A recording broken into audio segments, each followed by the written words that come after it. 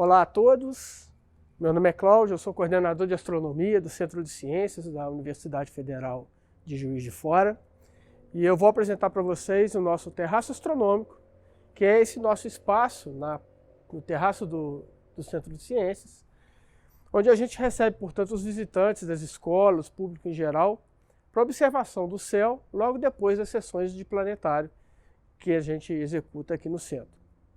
Nós podemos ver aqui o nosso observatório, com essa cúpula de 6 metros de diâmetro, onde nós temos o nosso telescópio principal, que vai ser apresentado para vocês mais à frente. E da parte de fora do terraço, a gente tem montado 3 telescópios. Um deles é o telescópio de 12 polegadas e outros 2 telescópios de 8 polegadas, onde a gente pode observar alguns astros aqui no céu de Juiz de Fora, mesmo com a atual poluição luminosa. E lá dentro temos uma particularidade que vai ser apresentada também. Bom, esse telescópio de 12 polegadas é um dos nossos telescópios mais luminosos aqui para observação externa. E a gente também utiliza esses telescópios no treinamento dos nossos mediadores, onde eles aprendem também através dos nossos cursos noções básicas de astronomia, utilização de equipamento, limpeza dos equipamentos, manutenção de modo geral, porque na verdade são eles que manipulam todo esse material, as oculares e os equipamentos eletrônicos que nós temos aqui para acoplar a esses telescópios. Então nós temos esse telescópio mais luminoso, de 12 polegadas, e temos outros 2 telescópios de 12, como vocês podem ver. Aquele montado especificamente para as crianças, montamos com uma altura mais baixa, para as crianças poderem ter acesso com mais facilidade, e outro igual àquele na parte posterior ali do nosso terraço. Bom, aqui do nosso terraço, a gente tem um amplo campo de visão, a gente tem visão para todos os pontos cardeais aqui, com muita facilidade, então o nosso céu é bem amplo. Então ao longo de todo o ano a gente consegue fazer uma observação do céu bem ampla em várias constelações, posições dos planetas e alguns astros de fundo de céu também é possível de a gente observar lá de dentro do nosso observatório, não com esses telescópios externos, mas lá de dentro do nosso observatório, com um telescópio de 20 polegadas usando uma câmera CCD.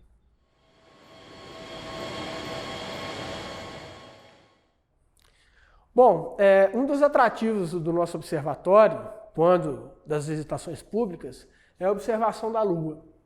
E aqui dentro do observatório a gente tem o privilégio de poder fazer a projeção da imagem dos telescópios direto no telão. Então, como vocês podem ver aqui, nesse momento a gente está aí no segundo dia após a lua nova e a gente consegue observar a lua aí logo depois do pôr do sol, bem próximo do horizonte. E um detalhe importante para mostrar nessa imagem é que a gente consegue perceber o detalhamento do relevo lunar, as crateras, dos mares lunares, com muito detalhe. Esse tipo de observação, esse tipo de detalhamento de relevo só é possível perceber em qualquer lua que não seja nem lua nova e nem lua cheia. Porque na lua cheia os raios de sol incidem diretamente na superfície da lua, quando observada aqui da Terra. E a gente não vê então detalhes do relevo lunar, pois os raios solares não produzem sombras. Só nas outras luas que a gente consegue então observar detalhes do relevo devido à projeção de sombras. E a cada dia, a gente ao observar a Lua, a gente vê regiões diferentes da superfície lunar, e, portanto, detalhes diferentes do relevo lunar, que é objeto de estudo, chamado selenografia. E os nossos visitantes aqui conseguem, então, a cada dia de visitação, observar uma lua diferente, quando o tempo permite, e observar, então, detalhes do relevo lunar com as nossas explanações, explicações, e todo o objetivo nosso aqui, então, de divulgação científica. Aqui, por exemplo, a gente consegue observar o Mar das Crises. O nome mar é em função da nossa antiga história da astronomia, que a gente, ao observar a Lua, entendia que essas regiões mais escuras, que são planícies, na verdade, de depósito de lava, poderiam ser oceanos de água, vistos a olho nu aqui da Terra. E, portanto, o nome mar. Na verdade, é um grande relevo, um grande espaço do relevo de uma planície na Lua. A gente pode, por exemplo, mostrar algumas crateras com seus nomes específicos aqui em destaque, como, por exemplo, a cratera de Langrenius, que é essa que está aqui. Ela apresenta uma ponta aqui no centro dela, na verdade é uma pequena montanha, uma pequena cadeia de montanhas aqui no centro, produzida pela intensidade do impacto e da energia cinética na hora do impacto meteorito que produziu essa cratera, né? As crateras lunares são produzidas por impactos de grandes rochas, né? E como não existe processo erosivo na Lua, nem água, nem chuva, nem vento, então essas crateras permanecem desde o momento que são produzidas por milhões de anos com o mesmo aspecto, né? Então, um destaque aqui, a cratera de Lagrange. Bom, um detalhe interessante que a gente pode mostrar aqui é a capacidade de ampliação do nosso telescópio, capacidade de resolução de imagem que ele possui. Agora a imagem um pouco mais ampliada, ainda com a nossa câmera CCD, a cratera de Lagrange sendo mostrada aqui com uma amplitude maior que a palma da minha mão aqui nessa projeção. É uma cratera visualmente muito pequena de ser observada, que a gente consegue observar detalhes, inclusive a projeção de sombra da cadeia central, né, de montanhas aqui da cratera, né, que eu havia citado anteriormente. A gente percebe, na verdade, não apenas uma protuberância, mas duas. É possível, por exemplo, fazer medições, né, em função do diâmetro da Lua e do tamanho da incidência dos raios de sol, o tamanho da sombra produzida pela cratera. A gente consegue, por exemplo, dimensionar a profundidade que essa cratera tem, medindo o tamanho dessa sombra, por exemplo, com argumentos matemáticos simples de trigonometria. Outro detalhe interessante é que no bordo lunar, que a gente chama de terminador, a gente consegue observar também as cadeias de montanha, né? Percebendo que o bordo da Lua não é, na verdade, absolutamente liso, né? As cadeias de montanha que aparecem no perfil lunar são perfeitamente visualizadas contra o fundo do céu escuro. Isso é possível, por exemplo, a gente fazer cronometragens de ocultações de estrelas do fundo do céu com a passagem da Lua. E através dessas cronometragens e das medidas de latitude do lugar da observação, a gente consegue fazer uma medida com absoluta precisão de todo o relevo lunar. E assim a gente faz a apresentação aqui no nosso observatório, quando da observação lunar. Ela também pode ser observada através dos telescópios, né? O visitante que vem para olhar direto no telescópio, ele pode observar a Lua através dos telescópios externos que ficam montados aí operados por nossos mediadores aqui do centro. Bom, muito bem, então aqui no nosso observatório, a gente pode apresentar para o público imagens de objetos que normalmente não são vistas dessa maneira, como nós vamos mostrar agora, através das lentes do telescópio, através das oculares, né? As pessoas normalmente chegam aqui imaginando que vão observar no telescópio, através das lentes, com os próprios olhos, né? Imagens como são vistas as imagens produzidas pelo telescópio Hubble ou por grandes telescópios do Chile, por exemplo. E, na verdade, não é assim que funciona. Essa imagem que vocês estão vendo agora é a imagem do aglomerado globular Ômega Centauro.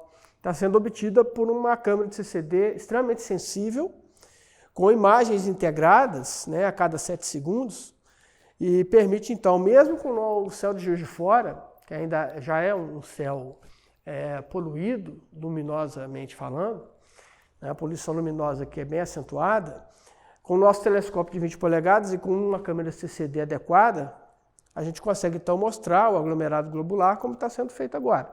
E a gente faz projetando uma imagem no telão para que vários participantes possam observar o mesmo objeto, que é diferente de você ter um telescópio apontado para um certo objeto no céu e colocar cada pessoa para olhar, né? Cada pessoa vai ter uma imagem diferente, porque cada pessoa tem um olho adequado, tem uma dioptria diferente.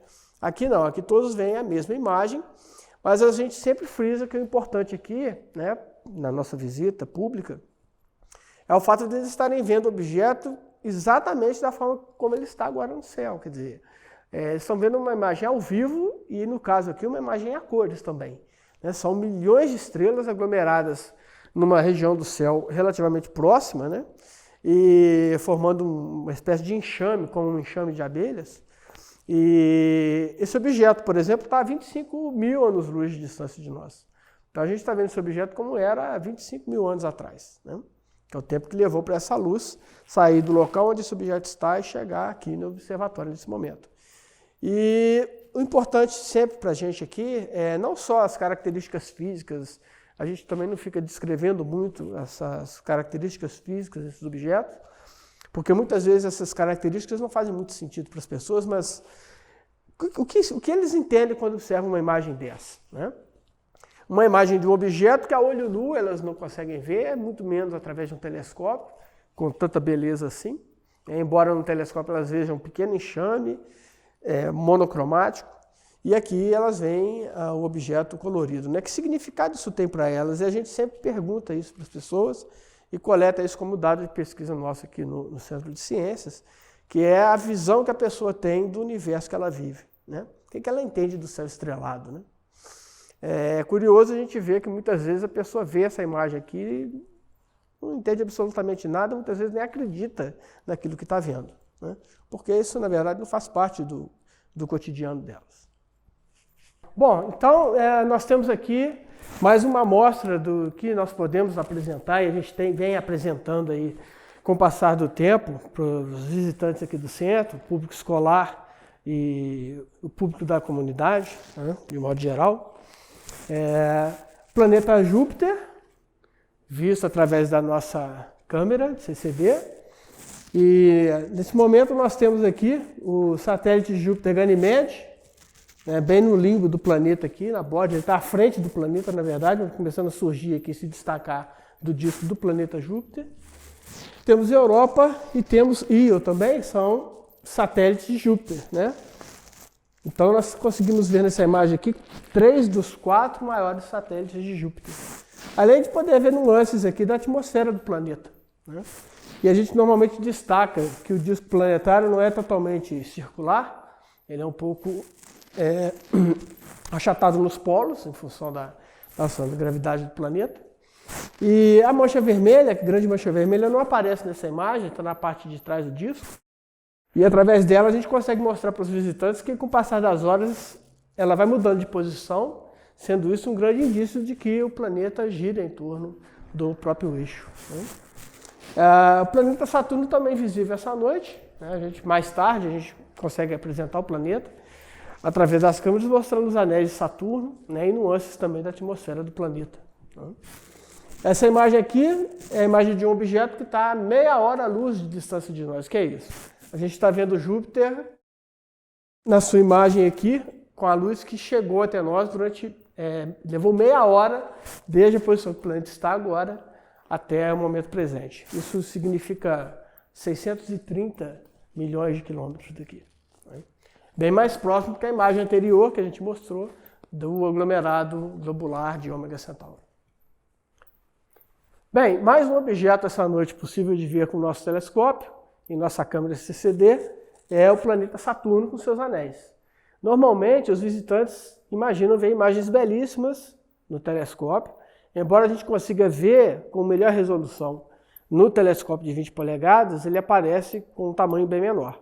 Aqui, em tamanho um pouco ampliado, os meninos conseguem observar, né, o público consegue observar os anéis de Saturno, né, numa posição favorável de observação nessa época do ano.